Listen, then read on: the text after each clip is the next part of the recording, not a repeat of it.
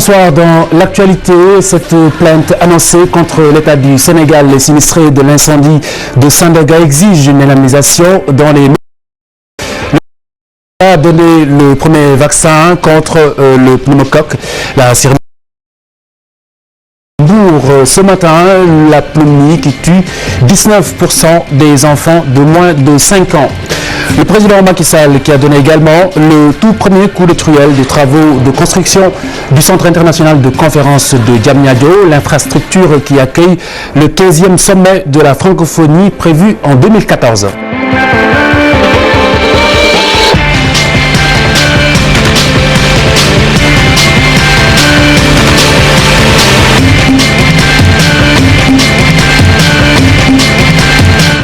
Suspension des poursuites contre l'ancien président tchadien au Sénégal. La Cour de justice de la CEDEAO a débouté les avocats d'Hissène Habré qui en avaient formulé la demande, requête qui avait été déposée en justice toujours avec la traque des biens mal acquis. Abdelaziz Diop, Serine Ly et Ibrahim Diallo bénéficient d'une liberté provisoire. Ils retrouvent leur domicile respectif après inculpation par la chambre d'accusation. Aujourd'hui même, ils sont poursuivis, je le rappelle, pour escroquerie portant sur des deniers publics, entre autres. C'est au sujet de l'affaire des produits phytosanitaires du plan Diakhaï. Nous y reviendrons.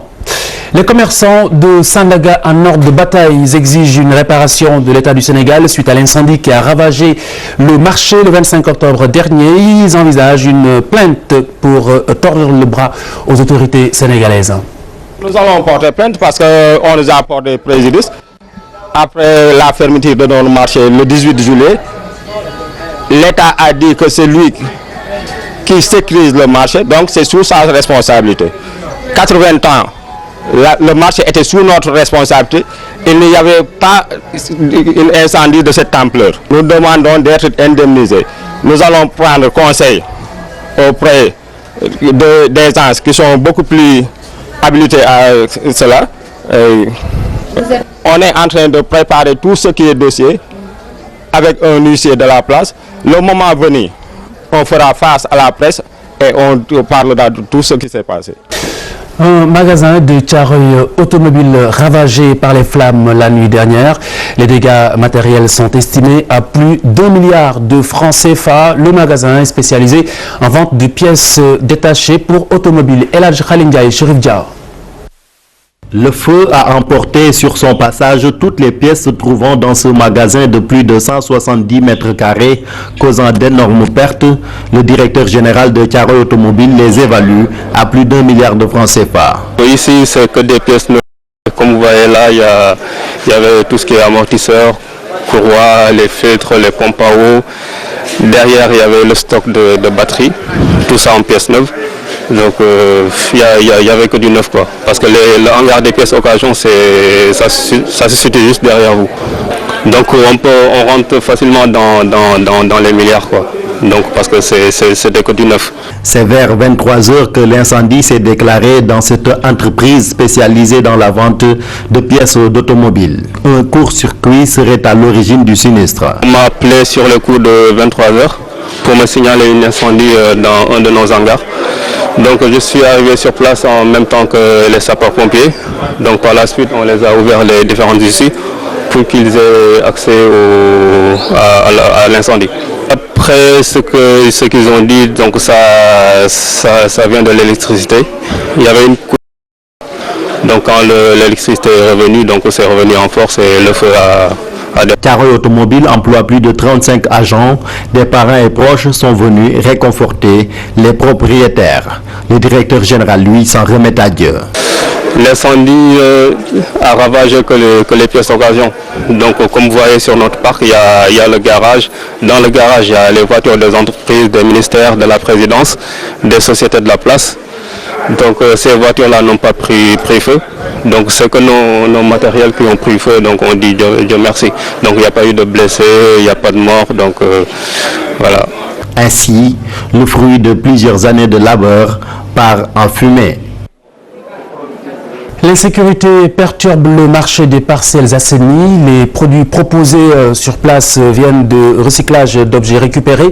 Une offre fort intéressante, mais qui risque bientôt de souffrir d'une absence de demande. Diafaraba Hadiatala. Au marché église des parcelles assainies, on applique le principe de Lavoisier qui dit que rien ne se perd, tout se transforme et se récupère. À l'instar de ce recycleur de sacs, d'autres artisans se démènent pour astiquer, bricoler et même rénover certains articles destinés à la vente. Les gens récupèrent des objets dans les ordures, des becs à gaz, des tables et des fers à repasser. Il y a du tout. Il y a tout, hein. Ordures ménagères. Ce sont des ordures ménagères ou bien des objets irrécupérables qu'on recycle ou repeint. Sur ce site, la clientèle est cosmopolite et diversifiée grâce à l'accessibilité des prix des objets et de leur rareté. Nos clients, ils ne sont pas homogènes. Même nous recevons des gens qui ont des moyens. Un jour, on a vendu à quelqu'un une pièce à 2500 francs. C'était une pièce d'un bateau qu'il a revendue à 60 000 francs CFA. Il m'a toujours vendu de bons articles. Là où je devais acheter quelque chose à 10 000 francs, si je viens ici, c'est pour le payer à 3 000 ou 3 500. Certains présents dans le marché depuis une vingtaine d'années ne se plaignent pas. Ils déplorent cependant la présence de certains intrus qui menacent leur sécurité. La sécurité est là parce que nous qui sommes là, nous partageons tout. Parfois, on nous déguerpit de nos places au profit d'autres. Les propriétaires des cantines qui paient les taxes sont prioritaires parce que réguliers. Parfois, nous recevons la visite de certains qui volent des téléphones portables ailleurs et qui viennent les revendre ici, au vu et au su de tout le monde. On devait se mobiliser pour lutter contre ce fléau, mais rien n'est fait. Le marché église des parcelles assainies construit dans les années 90, commerçants régulièrement établis et d'autres quoique irréguliers, mais cohabitent malgré tout dans la fraternité. Le chef de l'État a lancé la vaccination, la campagne contre le pneumocoque. Je vous le disais en titre, 19% des enfants de moins de 5 ans sont victimes.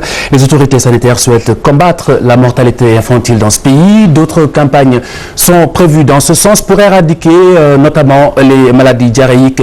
La cérémonie a eu lieu ce matin à Mbour. Yaya Diallo, Fatou Kinedem avait effectué le déplacement. Près d'1 million d'enfants de moins de 5 ans à travers le monde meurent chaque année de la pneumonie. Au Sénégal, cette maladie est responsable de 19% des décès. Une situation alarmante. Si je vous parle uniquement de la méningite, ça peut tuer, mais ça peut donner des conséquences comme la chirurgie. Un enfant qui est muet, donc vous avez vu les complications de cette maladie-là. C'est toutes les localités. Aujourd'hui, le Sénégal, c'est surtout la diarrhée et les IRA. Les infections respiratoires, après les infections respiratoires, ça vient la diarrhée, qui est la deuxième cause de morbidité au niveau du Sénégal. Plusieurs maladies ont nettement reculé avec le programme élargi de vaccination.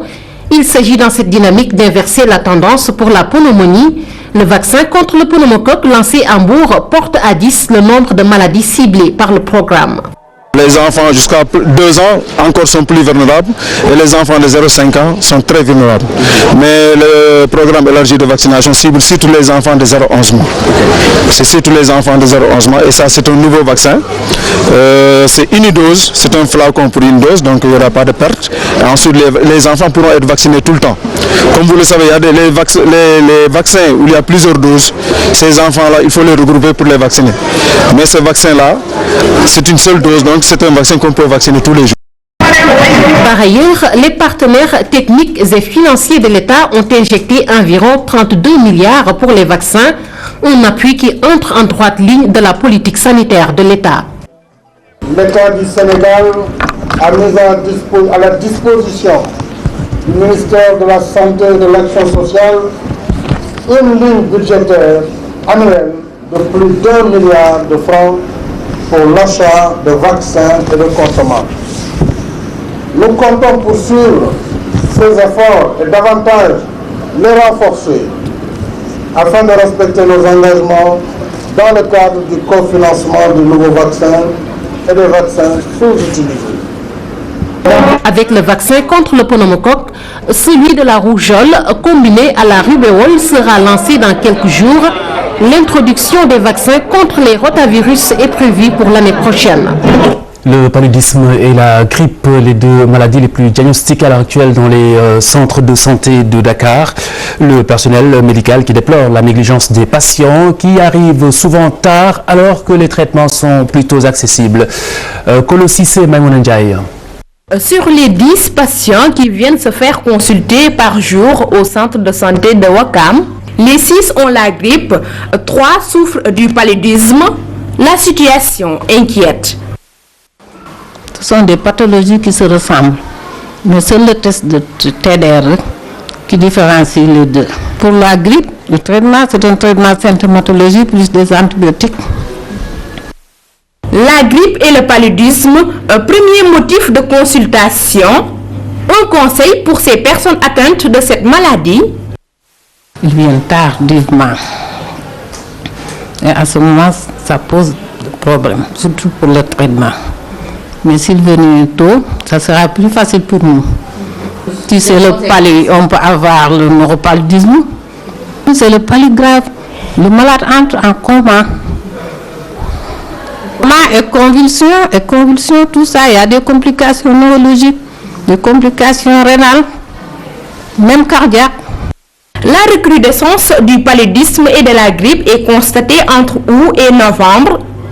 Aujourd'hui, le seul conseil, suivre un traitement dès les 3 premiers jours. Des traitements qui sont accessibles, donc ne traînez pas trop ces maladies. Nous revenons sur l'inauguration de l'hôtel de ville de Ziguinchor dans le sud du pays. L'infrastructure a coûté 500 millions de francs CFA en financement de l'État du Sénégal. Le ministre de l'activité locale qui a coupé le ruban annonce d'autres projets dans la région. Ali Mbaye, Ibrahim Khan. La ville de Ziguinchor éprenne son hôtel de ville flambant neuf. L'infrastructure, d'un montant global de 280 millions de francs CFA, est entièrement financée par l'État du Sénégal. Une première dans cette région depuis la colonisation. Le maire de la commune s'en félicite et rend hommage à ses prédécesseurs. Ziguinchor a connu son premier maire élu en personne de M. Jules Charles Bernard. Entre-temps, elle redevient commune mixte en vertu de la loi de réforme numéro 72-63 du 26 juillet 1972 et du décret d'application qui date de 1977. Une réforme ayant conduit à la création d'un poste d'administrateur de la commune confié alors à M. Bokar Diallo, chargé de l'exécutif, à côté d'un président du conseil municipal, instance de délibération. C'est en 1990 que Ziguinchor redevient commune de plein exercice sous le magistère de notre oncle Robert Sagna, ici présent. Malgré cette longue et riche histoire de génération ou de gestion municipale, je devais dire, notre commune n'a jamais disposé de son propre hôtel de ville. L'édifice qui a continué à abriter nos délibérations et qui jusqu'en avril 2009 faisait office d'hôtel de ville se trouve être l'ancien siège de l'Assemblée régionale de Casamance qui est aujourd'hui resté un patrimoine de l'État du Sénégal. Venu présider cette cérémonie, le ministre de l'Aménagement du territoire et des collectivités locales annonce d'autres réalisations. Il salue également la convention signée entre son département et la GETIP pour la réalisation de projets de l'ordre de 500 millions de francs CFA. À cet ouvrage que nous avons eu le plaisir d'inaugurer, évidemment, monsieur le maire, s'ajouteront l'éclairage public de la ville de Ziguinchor et la construction d'une salle de délibération pour un financement d'un montant de 250 millions de francs CFA. Ce qui porte l'investissement, je devrais dire les investissements, à plus de 500 millions de francs CFA, rien qu'au titre de la convention signée entre mon département et l'AGETIP couvrant la période 2010-2013. Toutes les sensibilités politiques et religieuses de la ville de Ziguinchor sont venues assister à l'événement. Le ministre de la Jeunesse, Benoît Sambou, le maire honoraire de la commune, Robert Sagna, mais aussi des membres du MFDC. Le tout dans une ambiance bon enfant, assurée par Mbaye Faye. Justement, en marge de cette cérémonie, le maire de la ville a invité les leaders politiques locaux à se réunir autour de l'essentiel pour l'intérêt des populations du sud du Sénégal. Voici Abdoulaye Baldé. Nous pouvons être des adversaires politiques. Nous ne sommes même pas des adversaires politiques. Nous ne sommes pas des ennemis. Nous sommes simplement des concurrents sur le terrain politique.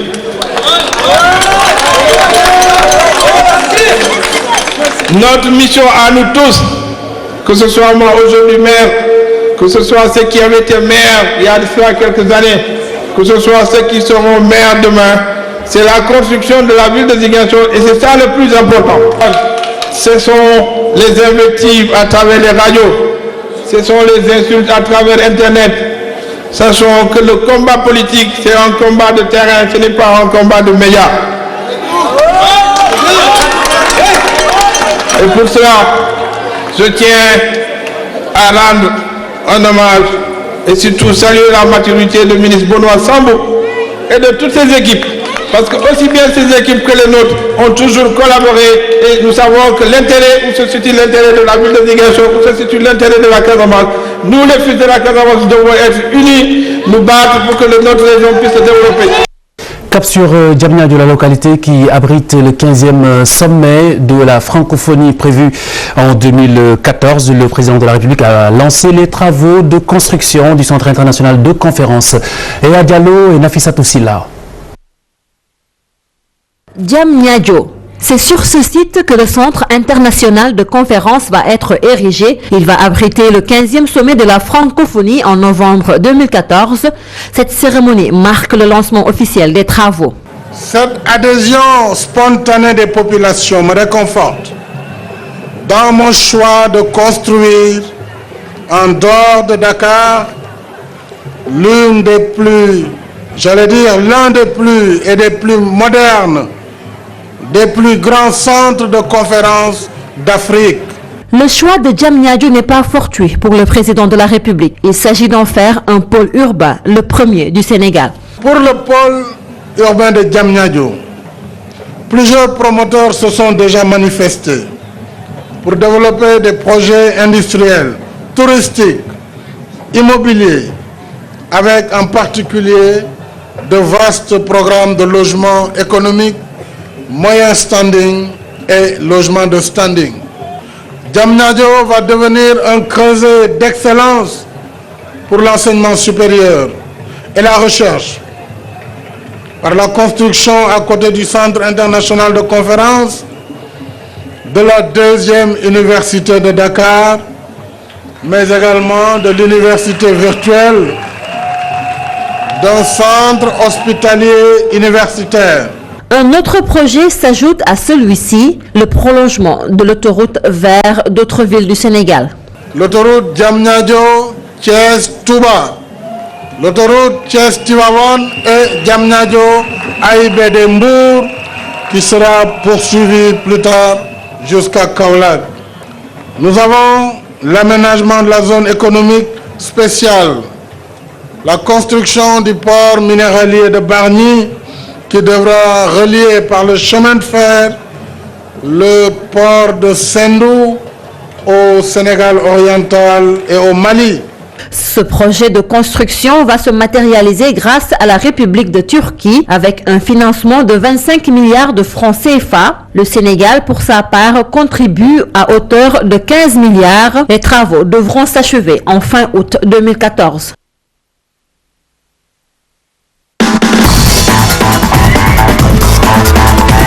L'État du Sénégal entend soutenir l'Institut Djambar. Le président de la République s'engage à y faire affecter des enseignants qui seront payés par l'État. Macky Sall qui a inauguré l'Institut qui fête ses 10 ans d'existence. 150 jeunes ont été déjà formés depuis le démarrage de ses activités. Sénégal-Côte d'Ivoire, le discours du sélectionneur sera déterminant. C'est l'avis de l'entraîneur du Dakar Université Club, Karim Mané, qui recommande vivement à Alain Giresse de revisiter son dispositif, ce pour pouvoir espérer une victoire à l'issue de cette rencontre. Contre la Côte d'Ivoire, il faut être conquérant. Il faut être conquérant à tous les niveaux. Dans les duels, être maître de ses nerfs, n'est-ce pas, pour pouvoir aller jusqu'au bout de l'effort. Mais il faudrait mettre en place une bonne organisation. Une bonne organisation avec une bonne animation de jeu, une imagination créatrice à partir de notre milieu. Si nous parvenons à avoir des joueurs capables de réfléchir, d'analyser et d'agir, pour mettre nos attaquants dans des conditions de scorer, je pense qu'on peut battre cette équipe de la Côte d'Ivoire. Elle n'est pas imbattable. Le discours sera important, mais il faudrait aussi que les joueurs prennent leur courage en deux mains. Savoir que les joueurs ivoiriens, ce ne sont pas des extraterrestres. Justement, Alain Giresse qui dévoile la liste des joueurs qui prennent part à cette rencontre demain. Ce sera à 11h. Le sélectionneur va rencontrer la presse. Le Sénégal, je le rappelle, a un retard de 2 buts. La rencontre est prévue le 16 novembre. Ce sera à Casablanca. L'équipe nationale locale qui est rentrée de Côte d'Ivoire, où elle a participé au tournoi de l'UEMOA la semaine dernière. Voici un regard sur la prestation et les chances du Sénégal pour la CAN Junior de 2015. Des prestations indigestes, aucune victoire sur le terrain en 3 matchs. Le Sénégal a perdu son titre de champion de football de l'UEMOA. Une contre-performance qui, selon ses observateurs, n'est pas l'œuvre du staff technique. Si le Sénégal a perdu son titre, pour moi, c'est un résultat auquel il fallait s'attendre. Pourquoi? Parce que on ne peut pas préparer des gosses qui sont restés 1 mois en vacances pendant 15 jours, durant 15 jours seulement, avec un nouvel entraîneur à chaque fois. Qu'on mette les entraîneurs dans des conditions de performance, avoir une bonne préparation pour pouvoir défendre crânement nos chances. Mais 10 jours de préparation, vraiment sans match amical, et vouloir gagner, ça relève du miracle. Et donc dire que l'entraîneur a échoué, ça je ne suis pas d'accord. Pour Demba Varro, la seule reproche à faire à Joseph Koto, c'est d'avoir accepté ce challenge alors que la thèse de mettre en place un groupe en vue de la CAN Junior 2015 ne tient pas la route. Là où peut-être je peux blâmer Joseph Koto, c'est le fait d'avoir accepté d'amener cette équipe-là. Si les conditions ne sont pas réunies, mais il faut refuser parce que sinon on va dire que c'est Joseph Koto qui a vraiment échoué. On dit qu'on va préparer une équipe nationale junior pour la CAN 2015. Mais si on regarde dans la liste de Joseph Koto, le plus jeune des joueurs, il a 19 ans. Donc ce qui veut dire qu'en 2015, il ne pourra pas jouer la CAN 2015. Donc ça, c'est un faux argument. Le pilotage à vue et la valse incessante des sélectionneurs sont aussi déplorés. Le niveau du Sénégal est en train de régresser et c'est parce qu'il y a beaucoup plus de pilotage à vue. Rien n'est planifié. Un coup, c'est l'autre qui doit amener l'équipe. Un coup, c'est l'autre qui doit amener l'équipe. Comme s'il n'y a pas de feuille de route au niveau de la fédération, au niveau de la direction technique. Et c'est très lamentable. Une CAN que tu dois organiser dans 2 ans, tu dois la préparer. Tu dois mettre les conditions optimales pour vraiment gagner, pour vraiment faire un très très bon tournoi et le gagner. Après l'échec à la qualification au CHAN 2014, le football local vient de connaître un nouveau revers avec la contre-performance lors du tournoi de l'UEMOA. La direction technique nationale est ainsi interpellée. Merci d'avoir suivi cette édition et excellente soirée sur TFM.